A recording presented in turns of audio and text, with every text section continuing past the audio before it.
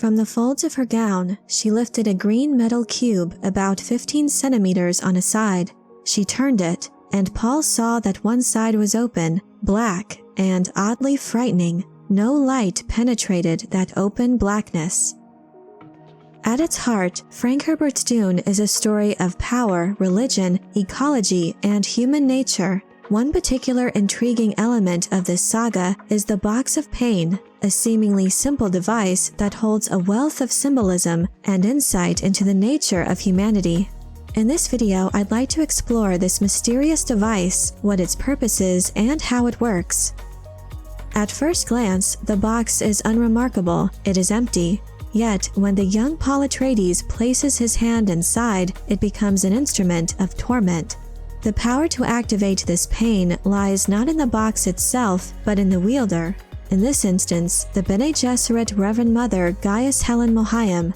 The intricacies of the box's operation are zealously guarded by the Sisterhood, with specifics about the energy transfer to the subject remaining shrouded in mystery. However, what is clear is that the Reverend Mother has been trained to control both the duration and the intensity of the sensation of agony it produces.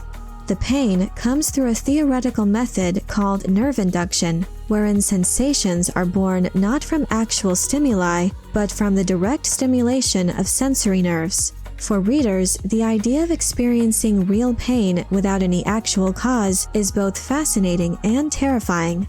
Although no precise counterpart to Herbert's fictional device exists today, the idea of nerve induction has some basis in modern science. A glimpse of this concept is observed in the side effects of transcranial magnetic stimulation, a non-invasive procedure used to stimulate small regions of the brain.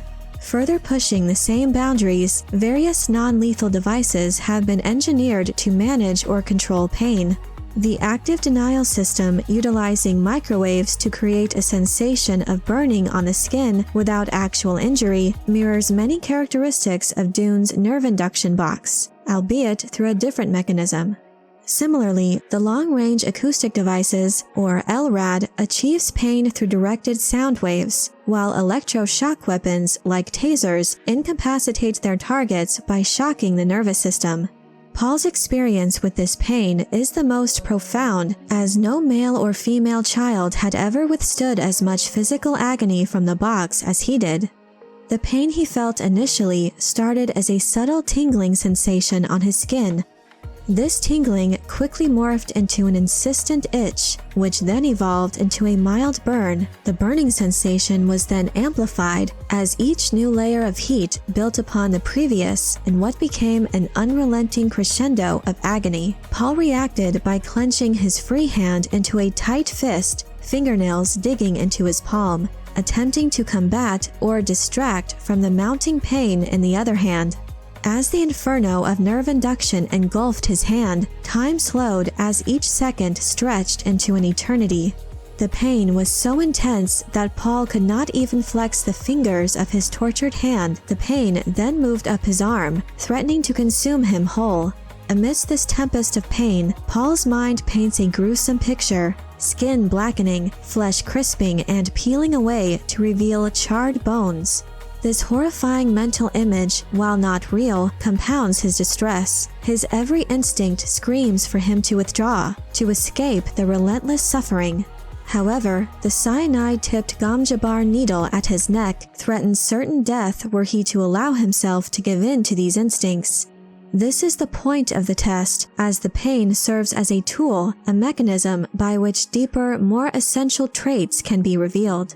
The crisis induced by the pain pushes the individual to their limits, exposing their true nature and how they handle extreme adversity. The Bene Gesserit hold that such moments of crisis can unveil profound truths by subjecting an individual to extreme circumstances. In this case, the intense pain of nerve induction, they bring forth the person's most primal instincts and responses. It's in these moments of crisis that true character, potential, and weaknesses are revealed.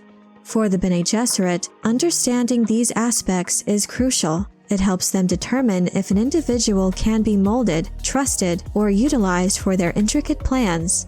In this way, the Bene Gesserit can sift through humans to find those who can overcome primal fear and instinct with the control granted by advanced intellect and years of training. As the Reverend Mother also indicates, the Bene Gesserit are masters of observation. Their teachings emphasize reading subtle cues, be they physical, emotional, or psychological. This keen sense of observation allows them to gauge not just the outward reaction to the pain, like a flinch or a scream, but also the deeper internal processes at work. Are there signs of resistance or resignation? Does the individual exhibit mental fortitude, or do they succumb easily? These subtle signs can tell the Bene Gesserit more about an individual than any spoken word.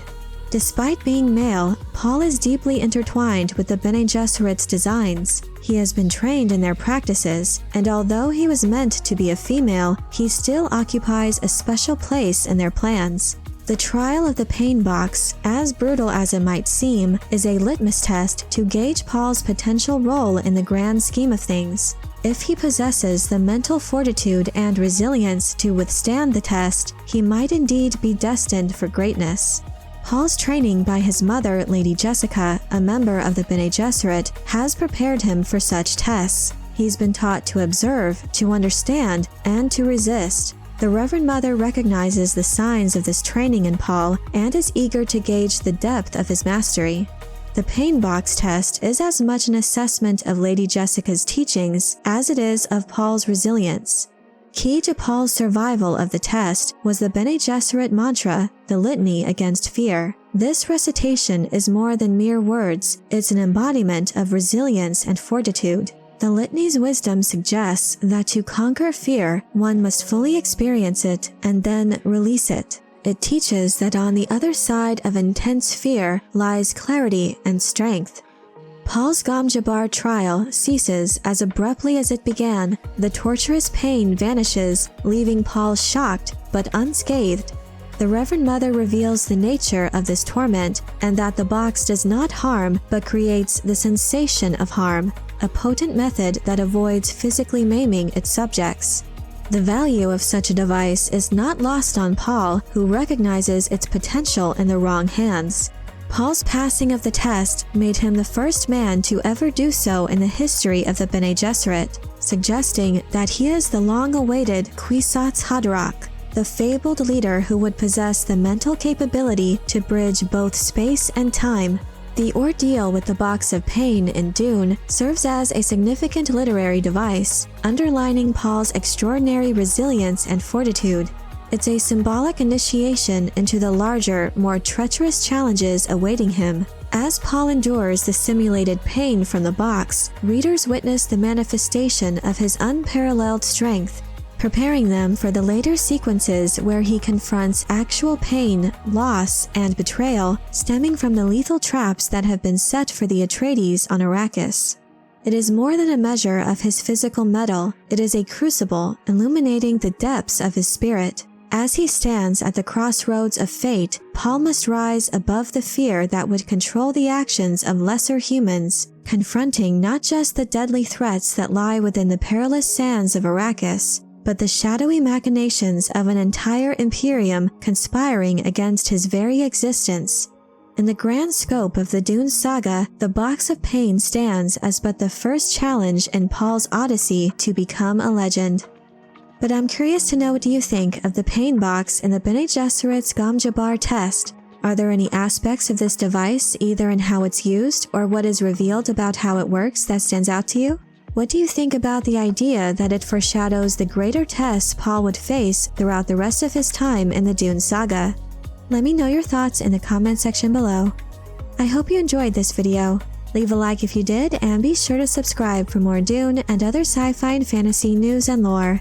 And if you're looking for other ways to show your appreciation, you can check out my Patreon page, where members get access to exclusive perks. Thank you all so much for your support, and as always, have a very nerdy day.